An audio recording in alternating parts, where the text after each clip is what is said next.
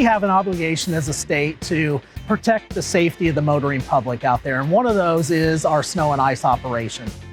Pretty excited to welcome ODOT to the H2 Ohio family through the Large Rivers Initiative.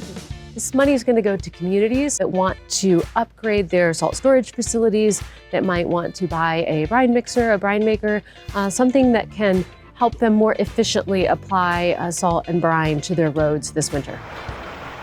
We know that some runoff of salt does affect our water chemistry here in Ohio in certain places, and so we want to be able to improve that. Brine is very key when it comes down to reducing runoff and saving money out there. We have stepped up our game in regards to our salt brine application out there.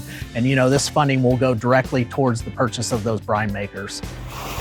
Everybody wants to do the right thing. We're going to help them have the technology to do it.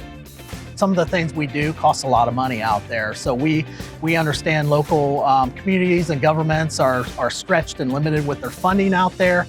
It's with the support of Governor DeWine and the General Assembly in funding this for the first time ever to be able to provide the support to the communities.